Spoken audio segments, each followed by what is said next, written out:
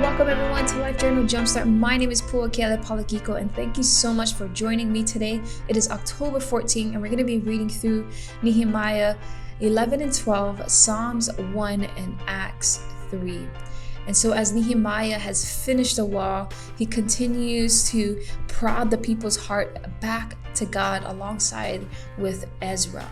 And so in chapter 11, it's moving day. The people that has been coming from exile, they have a decision to make as far as moving into the city walls. And so some of them are indecisive. They cast lots. Some do volunteer and move into the city. And a lot of the things why they're so indecisive is because they have to make decisions of rebuilding a life again, moving their homes. A lot of it has to deal with dealing with different religions that they're going to be surrounded by. And there is a stricter obedience of following after God. And so as we go into chapter 12, the wall is finished. So it's time to celebrate.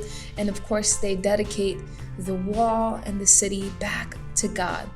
And so you'll see and read through, there's many choirs where they just start singing unto the Lord.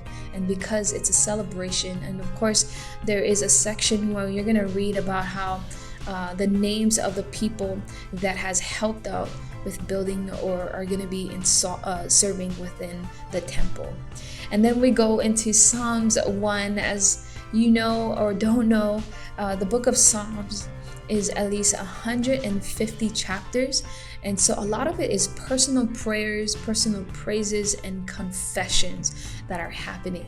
And so in chapter 1, you're going to see the difference between someone, a blessed man who walks with the Lord, and one who is wicked and doesn't obey God.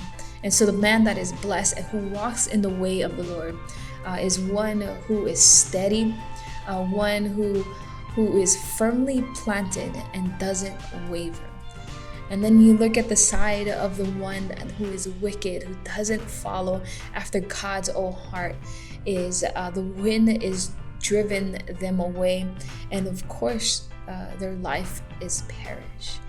And then we're going to jump into Acts 3, where Peter and John, they go to a temple for prayer. And during those times, what Jewish people do is they observe prayer 3 times out of the day. So there's one in the morning at 9 a.m., one in the afternoon, and then one at sunset. And so as they make their way to the temple, there is a lame man, a man that cannot walk, is begging them for money. He's begging them, can you give me something? And something that was so incredible about Peter, and you're going to see this in the next couple chapters, in the chapters before, that Peter is the one that continues or has such a passion of just giving a testimony of Jesus. And so as this man is asking for money, Peter stands firm and tells him, money I do not have, but I do have the name of Jesus. And it's through that the man was healed. He stands up, and Peter says, hey, don't go sin no more. And in his own opportunity of healing this man, there is a crowd of people who were watching. So there's an audience who is watching Peter and what's happening to this lame man. And of course, everyone is awed. They're wowed about what just happened. And again, Peter uses this as an opportunity to spread the message of Jesus, of what it is through his power and his love and his grace, of what it is that he can do. And it's one that is able to heal. Thank you so much for joining me, and I hope to see you again tomorrow.